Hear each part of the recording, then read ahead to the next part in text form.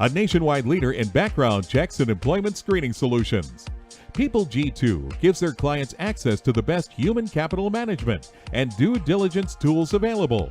They are dedicated to helping their clients with all of their people-related decisions. To learn more, go to www.peopleg2.com. Talent Talk centers on the topics of talent recruitment and management, leadership development, company culture, and employee engagement. These are all timely topics for CEOs, entrepreneurs, HR professionals, and business leaders. We hope that as you tune in to listen each week, whether to the live broadcast or to the podcast on iTunes or iHeartRadio, that you hear something you can take away that will help you grow and impact your career in a positive way. And now, here's the host of the Talent Talk Radio Show, the founder and CEO of People G2, Chris Dyer. Good afternoon and welcome to Talent Talk. It's Tuesday, it's 1 o'clock, we're live, and well, some of you tune in live and we appreciate that. Most of you get us afterwards on the podcast or on YouTube, but wherever you find us, don't forget to subscribe. That way you always get the latest episode, you always get to hear from these amazing guests that we have on the show who tell us such incredible stories about what they're working on, what they're doing, what they're thinking about, what they're reading, and how they are, kicking ass out there in the world of business. So, a lot of those fantastic stories we've been able to really document and talk about over and over again. In fact, some of them are my first two books, The Power of Company Culture, which came out a few years ago, and then Remote Work, which just came out here this year. So if you like books, I'm sure you know where to find them, but wherever you find your books online, we're there, I'm there, and love to have you check those out and let me know what you think. We are live every Tuesday. And so for those of you that are live or checking us out relatively close to when we run through this, don't forget we live tweet this. So Angela is feverishly typing into Twitter with all of the cool things that our guests say, maybe links to books or profiles or anything important that you might have wanted to write down if you are listening and maybe in the car or on the treadmill or whatever it is you're doing right now. So hopefully that is a good resource for you. You can also find all of the shows on my website, chrisdyer.com, if you don't know where else to go. So, all right, let's talk about who is on the show today. We have two great guests. First is Pamela Hackett, CEO of Proudfoot. She's right there waving if you're watching live. And then we'll bring in after the commercial break a buddy of mine known for a long time, really smart guy, Brian Hinckley from Electrosonic, Global Vice President of Immerse Experiences. But let's first get to Pamela. She is the CEO of Proudfoot, author of Manage to Engage. She's a keynote speaker, an activist for Heads Up, a global movement that encourages people to get to be better leaders in all aspects of their lives by connecting with one another and engaging with their environment. So it sounds like she does it all. I think we're going to have a lot to talk about. Pamela, welcome to the show today. Oh, thanks, Chris. I really appreciate to be here and particularly to get that message out around Heads Up. So thank you for that. If you give me the opportunity, I'll talk till the cows come home. Well, that's good. So I know you're in Toronto, but I can also hear as you're speaking, you don't sound like a native Torontoan to me. So tell us about you, where you're originally from, what is it you're passionate about? What should we know about you? Oh, gosh, I'm from Australia originally. So if you got any of that twang, certainly not Canadian. But I have been away for 30 years. And wow. remarkably, I joined Proudfoot 35 years ago. I can't believe that now. But in Australia, and kept with Proudfoot ever since. I think I had one or two hiatuses for a little bit of time off here and there. But for the most part, one company, which is really unusual in today's world. Yeah. Yeah, and you traded in very different weather, so it sounds like you've enjoyed the Toronto weather, which I don't know if I could, but if you do, that's great. So the extremes that people enjoy, right? So you get really warm or you get really cold. Yeah. Yeah. Well, I know you wrote a book on engagement, and there's a lot of books about engagement out there. So what really was the impetus or the focus for you to bring your own stamp to the topic? Yeah, a couple of things. Number one is obviously I lead a company that goes out and does major improvement programs, and everyone talks about transformation today. I think the misnomer on transformation is that it's this thing that you have to do, and I think what people forget is that nothing moves until people move. And so really, if you want to do transformation, you better get your engagement right. And if you want to get really good results out of your business, you've got to get engagement right. So I think the key thing there was all about how do you get management to recognize that engagement is their thing, that it's not for HR, it's not for a whole department over there. But if you're leading a business, if you're trying to really get those great transformations to happen, or if you just want to get your day job done each day, you've really got to bring people along. So the whole impetus originally was how can you make engagement something that leaders at every level understand is part of their day job? And then the other piece was, boy, we got into a pandemic, and isn't engagement the big thing? How do you keep everyone, your book with remote work, how do you keep everybody engaged during these really particularly difficult times? I kind of laugh sometimes when people talk about engagement.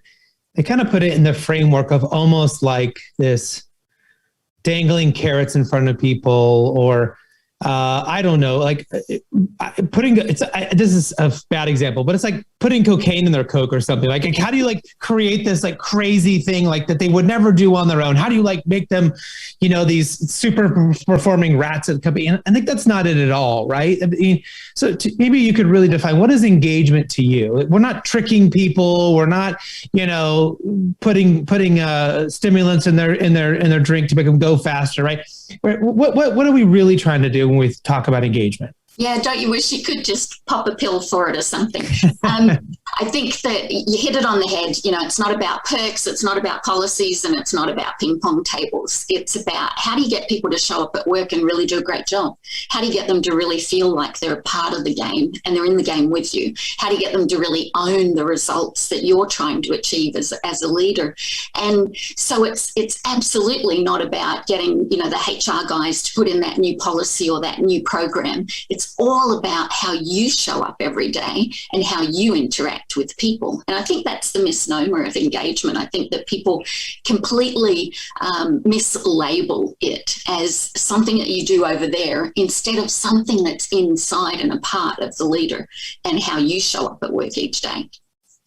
I remember consulting with a company one time, and they really wanted to fix their engagement issues. And I basically gave them, they really wanted to just pay people more. Right. That was basically what they wanted to do, is give more money. And I said, what you could do is just be more transparent. You could do is just tell people what's going on and provide more information. They said, no, we'd rather just pay them more. And then you want to kind of say, well, I wonder how that worked out for them. It didn't. Yeah, exactly. It's funny you talk about pay, because I talk about fair trade, and fair trade means that yes, pay is important, but you just have to make sure that you pay people a reasonable pay for the work that they're doing. And if you can't get that right, then you're absolutely right. You're going to have a problem and you need to pay them more. But that's not going to engage them. It may disengage them if you don't pay people the right money, but it's certainly not going to engage them. So I think you're absolutely right. Well, I think it was Daniel Pink's work that talked about you got to pay them enough. So it's that issue's off the table. But if you put too much pay incentives in there, it actually causes people to be less productive, because they're so worried all the time about trying to do all these perfect things to make all this stuff work that they're just not doing good work. They're not stopping to think. They're not stopping to strategize or to brainstorm, right? To think deeply about things. It's just hurry up and go, because I got to make more money, and that doesn't work. Yeah. So, where does your book kind of sit? I mean, is this a how-to for senior leaders? Is this a how-to for frontline leaders, or some combination? Or where do you think all that, who is this really for? I think it's really, although I'd like to say it's a combination in that the top guys really should understand, obviously, engagement, but it really is aimed at frontline supervisors, team leaders, middle management, and the guys who are struggling every day to try to get there. It's about really understanding that in today's world, I think that you've got managers who, we put people into positions that either they were great at what they were doing, and so we put them in a management management job, we don't necessarily set them up for success. And so that's kind of the old story that we all used to say, our supervisors were great at what they did and then we made them supervisors. And I don't disagree with it. I think it's 100% right. But then you add another layer to it. And in today's world, there's so much coming at managers, so much coming at leaders. They've got all these balls in the air. They've got all the plate spinning. They've got to be able to get their day job done, fix the problems, make sure they're looking after their guys. And you expect them to kind of get up in the morning and know how to do all of this. So I think the book is really aimed at those guys who are looking for the pragmatic, what are the real easy solutions that are of me as the supervisor, as the manager. I can apply it. It's not going to cost me any money. It's going to cost me my time, my effort, my commitment to people. And then what are the real, things that I should do each day to really make engagement happen? And so it spells out some really simple and pragmatic solutions to be able to do that. If you've got a second, I can give you one really simple tool that Sure. I think everybody in business should use today, and we call it 1-5-30. So in the bad old days of early management, when there was all this, real short interval control over people, and we wanted that old factory kind of a model. I think that there's a little piece of that that's completely relevant today, and that's that you do want supervisors and their teams to be in contact with one another, but you don't want to be the micromanager of yesterday that's looking at the numbers and saying, where are your numbers? What you want to do is connect with people in a routine fashion, have a real drumbeat to what you're doing. And so we call this 1-5-30. It's check in once a day. Don't check up. Check in. Hi, how's it? How's things going? Is there something stopping you from doing great work today? And what can we do to make that better? What can we do to overcome any of the problems that you might be up against, operating problems, challenges that you've got? And if you do that once a day, people start to get that routine. They understand that you're actually not trying to micromanage. You just want to check in and see if they're doing okay. Then 5, once a week, have a little bit more of a conversation that's about how'd you go this week? How'd the job go? How are you doing with your numbers? Is there something, again, that I can do? I'm the boss. My real job is to make sure I remove any of the barriers that are going to stop you from being successful. And so have that conversation. What can I do to really help you be successful?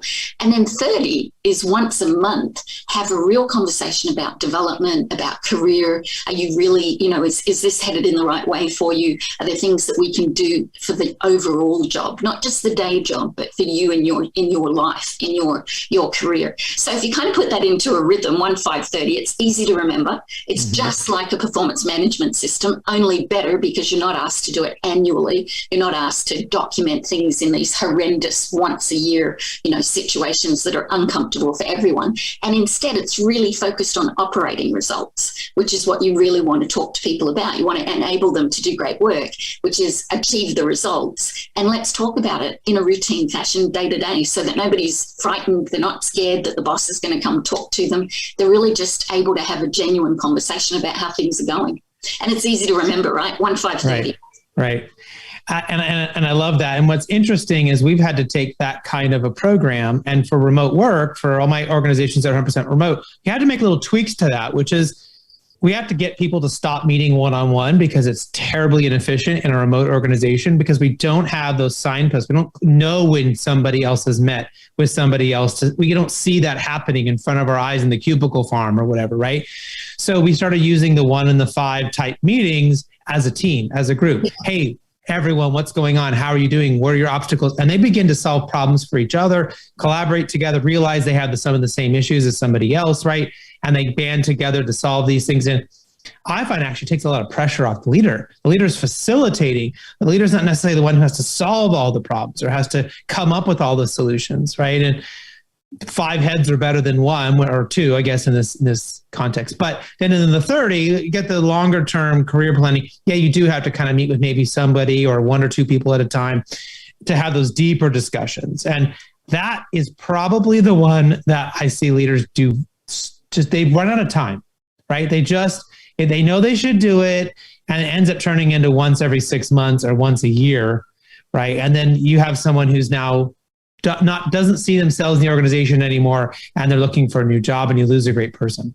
right? Yeah. But I mean, bingo on all accounts. Well, everything that you talked about is exactly right with the remote world. And we've seen the same with the companies that we're working with.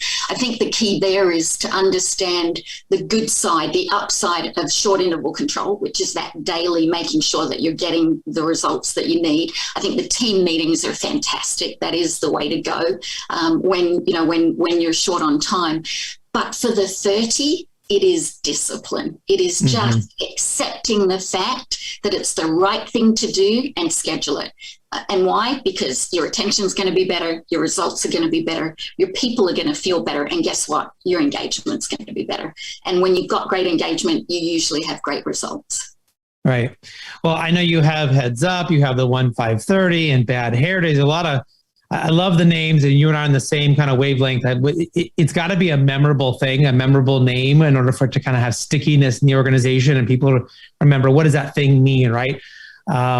Disney's famous for doing this. Walmart's famous for doing this, having these tribal speak, this certain way we talk that people remember.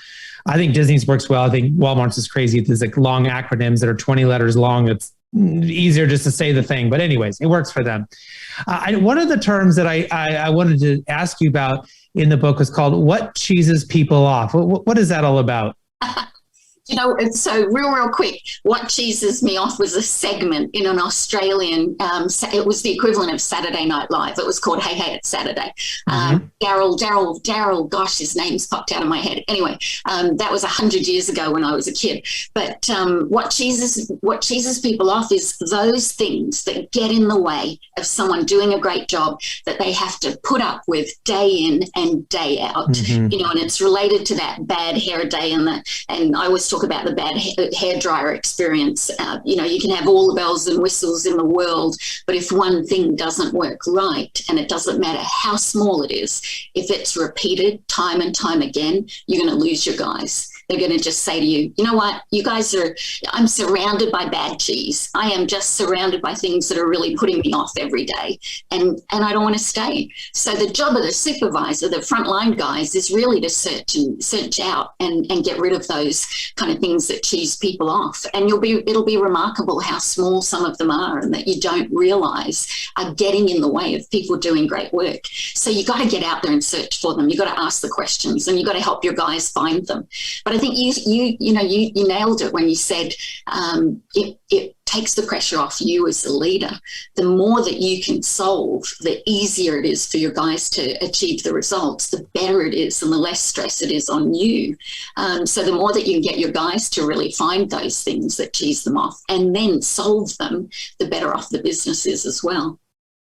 And this really is, if you haven't, those of you that are listening, if you haven't picked up on this, this is what engagement really is.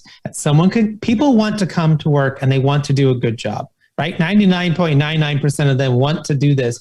And if they can show up and do that, and you've hired them for something they can do, you've hired them for something that they want to do, that are happy to do, then can we get this junk out of their way so they can actually do their job? And that's engagement, right? Then they're like, okay, I like coming here. I like who I'm working for. I like what I'm doing.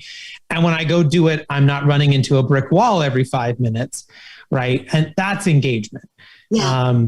Right. And having those little meetings to help people break those things up, problem solve, find solutions, is a million times better than a ping pong table or a bean bag, or even that you bring in lunch every day. I mean, those are nice things. Those are perks. If you want to do that for your company, cool. But that's not what's going to really make them engage. It's helping them do a great job. I mean, exactly. Yeah.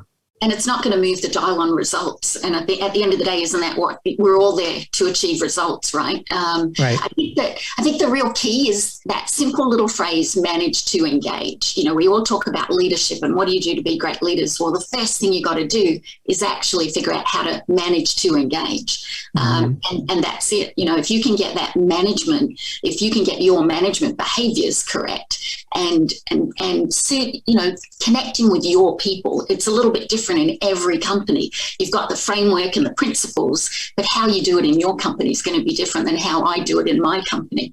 But I think it's that manage to engage. And for me, it really is. If you want to be a great leader, first learn how to manage to engage and get those behaviors right. Right. Absolutely. And getting that from the beginning of the small conversations to the big conversations correct, as we talked about in your 1-5-30, is so important. I can't tell you how many times I've made the mistake of, wow, you're this amazing employee. You do a fantastic job and you're working part-time. And I'm like, how do I get you full-time? How do we get more out of you? More. And when you have that deep career conversation with them, you find out they don't want to be full-time. They're a part-time there for a reason, because they have kids at home and they're the, care, whatever. They either have an entirely different thing happening in their lives, but they're very happy with what they're doing. And so you got to get aligned, like on their alignment, basically on their path, or else you end up pushing them into something they don't want. Right. Yeah. Or they're a great employee and they want to do more and they want to be on a career track and they want to be a manager in 2 years. And okay, how do we figure that out? Right. So for everyone, it's different. It's not, I think managers make the mistake of trying to treat everybody the same, and as in equally, and you can't, right? You can only treat people fairly based on what your company can do and what you can do as a leader, but that's going to be different from every single person, right? Yeah, which is why that 30 is really important. So if you're spending a lot of your time in team meetings, you've still got to carve out that individual, because you want to have the one-on-one connection with people. And you do, it's one person at a time is how you get an engaged workforce, and how you connect with people gives you the engagement. There's lots of other things as well. How do you spend your time? What other things do you work on? What colors your day? You're spending it doing a lot of crisis management and admin and reporting, or going back to that great phrase of heads up. Are you lifting your nose out of your technology long enough to connect with other people? And I think that's the real key, is make sure that you do that. Yeah. Well, want to make sure we ask you the most important question before we go to commercial break. And that is, how can people find out more about you and your books and everything that you're doing? What's the best way for them to engage with you? So proudfit.com is the company that I lead, a global consulting company, operations consulting company. I'd love for you to take a look at what we're doing there and get in touch with me. The book, Manage to Engage, is based on 30 odd years of what I've learned running major improvement programs with companies around the world. And that's in just about any bookstore and Amazon and you name it. So Manage to Engage, I think you can track down there. And then, last resort, you can always look me up, PamelaHackett.com, or on LinkedIn, Pamela Hackett, and connect with me there, and I'll be happy to have a chat with people. Well, Pamela, thank you so much for being such a great guest today. Hopefully we can have you come back and continue to share more of your fantastic insights. And we'll be right back after this quick commercial break and bring in my second guest, Brian Hinckley. Thank you, Chris. Thanks for having me. Imagine buying a newspaper and discovering that the news you're reading is 6 months old. There isn't much that stays the same for 6 months. And the same thing goes for background checks.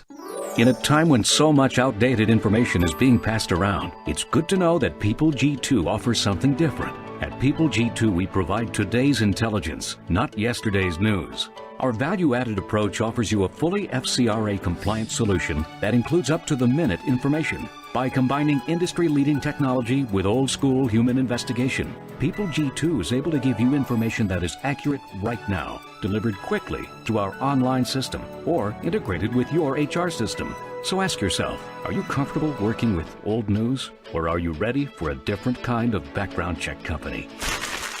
Visit peopleg2.com or call 800-630-2880. That's 800-630-2880 or peopleg2.com.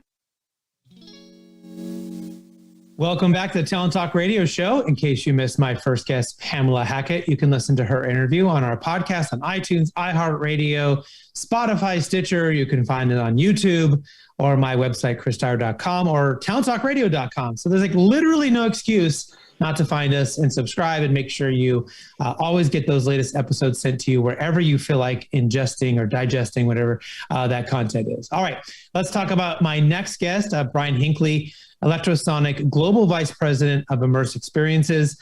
Don't forget, we are live tweeting right now at PeopleG2 on Twitter, and follow that hashtag Talent Talk, where we'll put all the best comments, links, profiles, books, whatever we mention will all be there. But Brian, welcome to the show today. Hello. Thanks for having me. It's great to see you.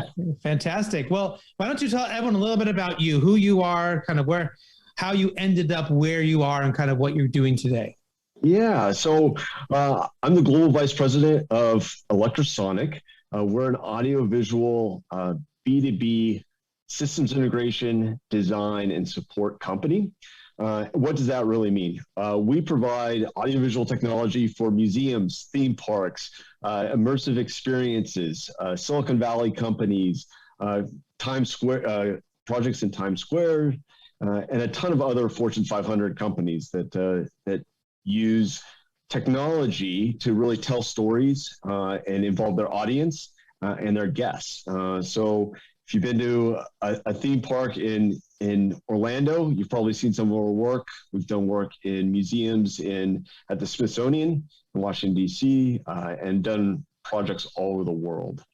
We're a 57-year-old company. We actually started in London. One of the first technologies that we developed was dimmable ballast for slide projectors to do the original PowerPoint shows. So we were able to crossfade and show the whole story before we all had laptops and computers and Zooms and stuff like that. So the company has evolved over time, and now we have about 300 people worldwide, large operations still in London, and then I'm based in Los Angeles with big offices in Orlando and New York and Las Vegas and San Francisco to really support our customers.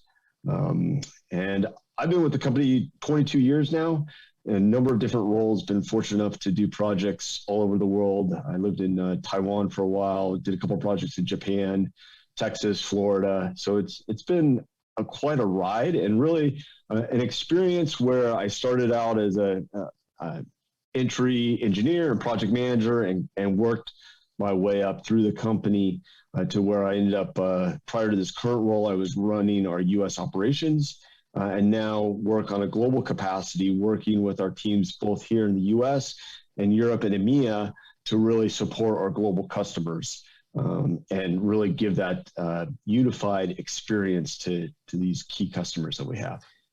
Well, I think, Electrosonic is part of providing, this technology and solutions that I think are the things that we see inside public spaces that are such an important part of the immersive experience that allow people to maybe understand art better, or maybe have a better, a funner time at an amusement park, or whatever that means, right? But, all of a sudden with COVID, all that stuff was up and gone. I think we were talking more about our experiences on Zoom, our experiences at home or in different types of settings. And now as some of that starts to come back, I guess maybe talk about how was the business affected by COVID? What did you learn as a leader, and what are you sort of seeing as the future now with learning what we have learned during that time? Absolutely. So I like to say that we help create memories and memorable experiences. And with the pandemic, it was definitely difficult. It was really tough, obviously, because a lot of our customers shut down and stopped. We had a lot of work in the pipeline, so that was good, but the world did stop, and it was a challenging year. And I think more than anything, it was really made us rethink how we communicate and work with our teams and our people. Fortunately, right before the pandemic, we had upgraded. We're an Office 365 company, so we had Teams, and we were already starting to use that, but I don't think really understood the power of that or the importance of that. And fortunately, we were able to get up when everything shut down in the pandemic. We're able to get up to speed quite quickly. But I think that one of the things that we learned relatively quickly was the importance of the communication to our team and keep them up to date. And making sure that they knew what was going on, but also showing the appreciation for their hard work.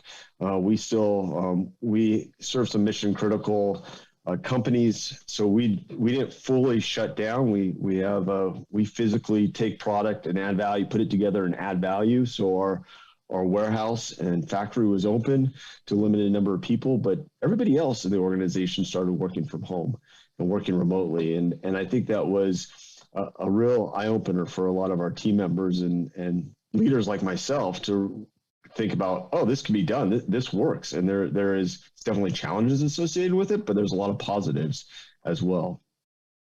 Well, I'm wondering how are you seeing that strategy maybe playing out in the future for remote work? I can recognize a few of your books behind you. And some of my favorites. Yeah. So I'm kind of wondering, what are you seeing for the future? Yeah, I think as a company for us, we've already had our number of offices spread around the country and around the world, our customers all over. So we're somewhat working with dealing with remote work and collaborating with teams throughout. But I see us as really as a hybrid type organization. I think a lot of people still see the value or enjoy the ability to work from home and work in different places. And then we have the tools in place, but we continue to need to work on the culture, I guess, and making sure. I think your book really highlights that. And one of the things I really liked that you talked about in your book was the top-down leadership, and really setting the example from the top and managing the time and making sure. I think one of the challenges that we all face working from home is it seems like you never shut off, right? Mm-hmm. So you have to manage that time and make those experiences, or take that time for yourself. I think I just recently I was on a walk at lunch and somebody gave me a call, so I took that call and they were like, "Oh, that's great, you're outside. We can think differently and spend some time on our own." And I'm glad you pointed that out in your book. So that's great. Yeah. It's interesting. You kind of rethink about how we do things, and I find we can find better ways, right? New ways to. It's sort of an evolution. We can sit and argue about the old stuff, or we can like figure out the cool new stuff. And I don't know, I'm always interested in the cool new stuff. So glad it's working for you guys. Definitely. But I mean, there's definitely the issue of the Zoom fatigue, right? And I think people, it's really important to, from the leadership and from others, to remember what it's like to be on these calls all day long. And I think, our employees probably are dying to get back to see each other, but also the world's changing, right? And as a company, it's actually, we're starting to look at how do we work differently in our office footprint, reduce some of our costs on fixed costs on real estate, and that helps the work-life balance, as well as the bottom line. So it's a win-win situation. Yeah, and you brought up a great example, right? You're out on a walk. You don't have to be on video. We can still collaborate and talk in Slack, in Teams, on the phone. We don't have to be this locked into the video all the time. And I think people overdid that a little bit during COVID, and maybe they were just lonely and we didn't get to see people. So let's just get everybody on video, and that can be tiring. I think seeing some of it too is the whole idea of, I don't think I ever want to go to another Zoom happy hour, that those kind of like hit their peak and are good at the time. But I guess almost a question that I have for you is, what are some of the things that you do or recommend to keep that engagement and kind of beyond just a work call? How do you keep those people engaged remotely? Yeah, so we love to first, and any meetings that are quick, to just keep them quick and to get out of people's way, right? So engagement is also about removing obstacles and removing the junk that cause people to be disengaged. So I feel like dealing with disengagement is just as important as dealing with engagement. So how do we get that stuff out of the way? And then number two is to have like a real check-in. If it's a longer meeting, if you're going to meet with anybody 30 minutes or more, like I've shared with you the bonding exercise, right? Have people check in. How are you showing up? And then when you're leaving, how is everyone leaving the meeting? And making sure senior leaders answer those questions last.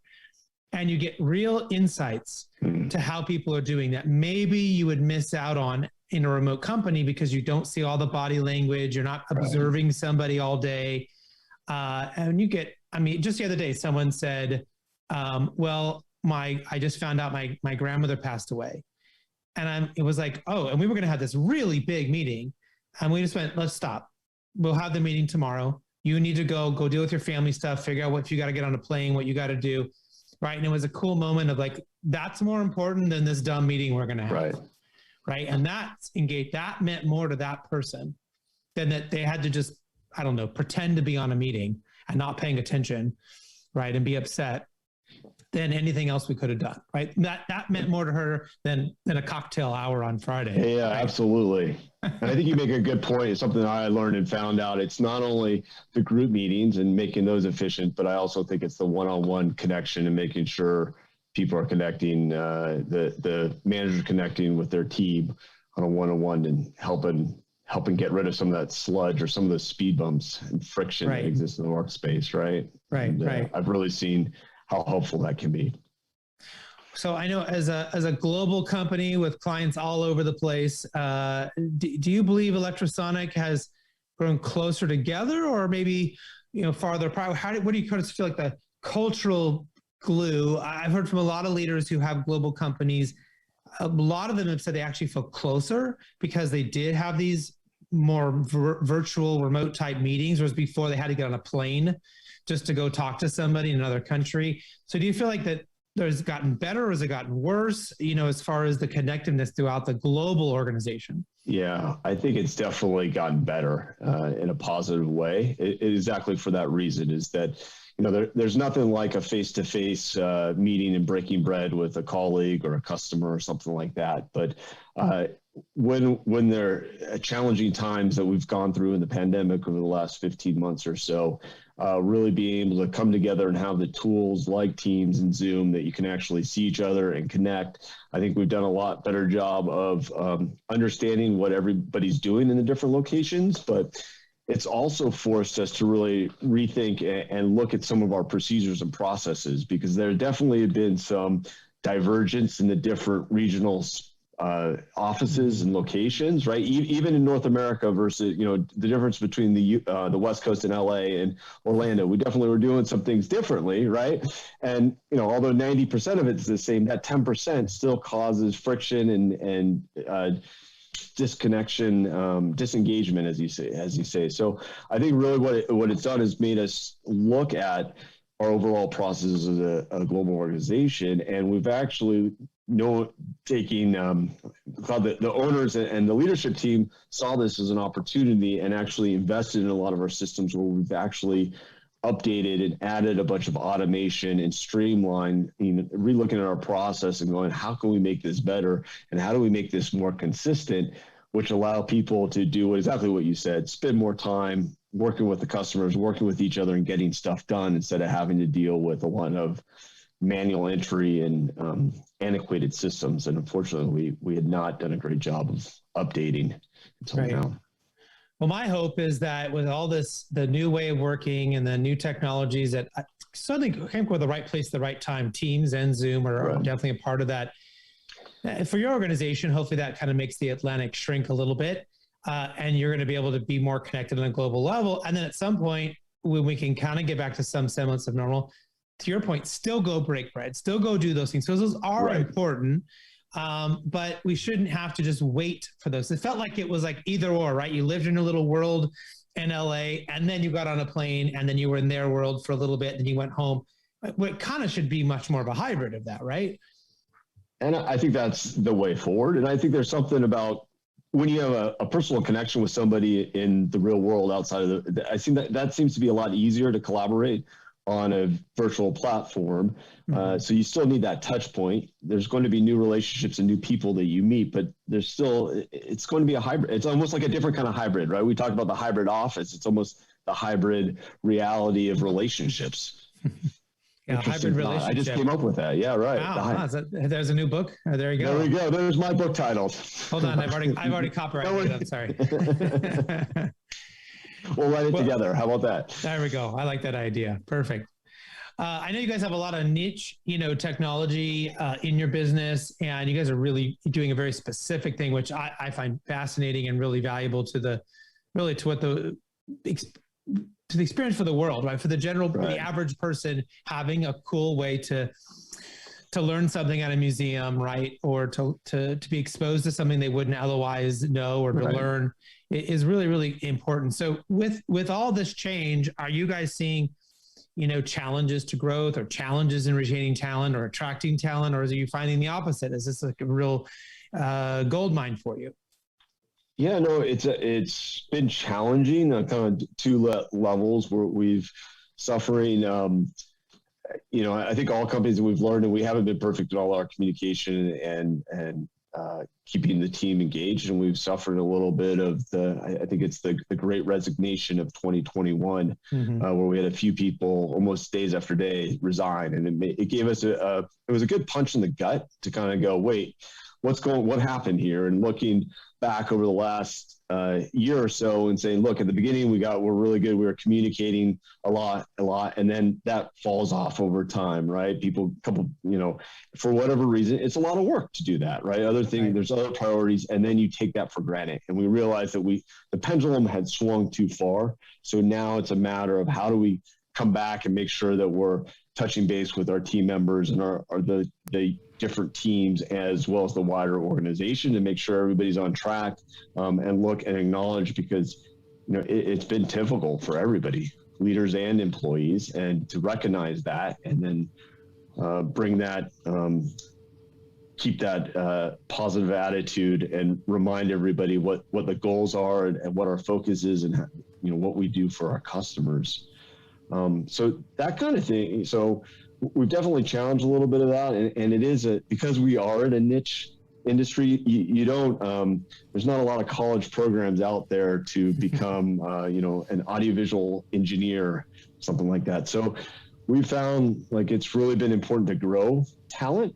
And that's been a big part of Electrosonic, and something that I've been proud about is that we've had we call it the starter program, but it's an internship program, and it's evolved over years, and we've constantly looked back and refined the program, which I think has been a great example of what we do to have constant improvement. But really, as a program where we have paid interns that come in and they experience every part of the company, which is a little different. So although we might have an audiovisual engineer, he or she will have to spend time in accounting and finance and purchase and receiving and marketing and sales, to kind of give them a broad picture of the whole thing, and the whole process, and all the different facets of a company. And that's become incredibly valuable.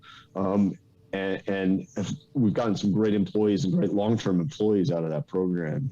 So we're excited, and starting that went on a little bit of pause with the pandemic, but we're ramping that back up, and excited to bring in some new talent. Well, if someone was interested in working for your company, maybe a college-age person or something, is it more of a creative side that you're typically hiring for? Is this more of a technical side?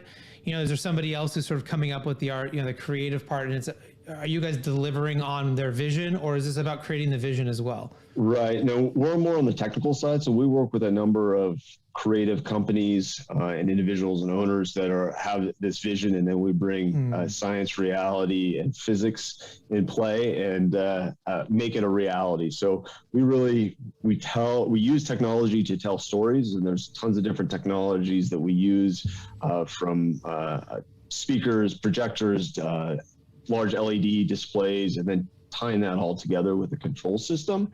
And so there's a lot of, but the important thing is, it's not just here's a TV on the wall to tell your story, right? We like to hide the technology and understand how to create that experience without having the technology really be the determining factor, right? It's the tool that creates the experience and tells the story.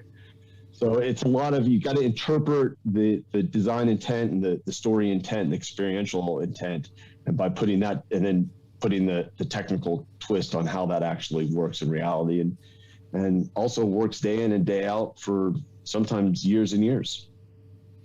Well, we're almost out of time, so I want to make sure we ask the two last questions. The first is there a book that you're reading these days that you might suggest our audience check out? Yeah, I really like the Netflix No Rules book, the Reed Hastings book. I think that's great. They have a great example of their culture that's really developed over time, and I have a close friend that works at Netflix, so it's always fun. Is this real? Is this really going on? And yeah, that's in fact the truth. And you can learn more about Electrosonic at electrosonic.com, and you can reach me probably best at LinkedIn, Brian-K-Hinckley on LinkedIn. So we'll see you around. You already answered my second question, which is how could people find out more about you? So that's awesome. He's on it. Right. So yeah, make sure you guys check out Electrosonic.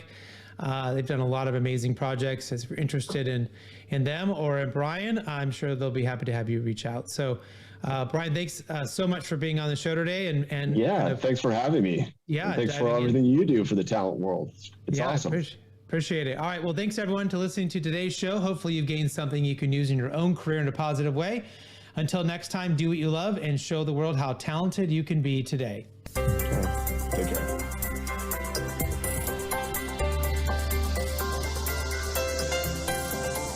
You've been listening to Talent Talk Radio, brought to you by People G2.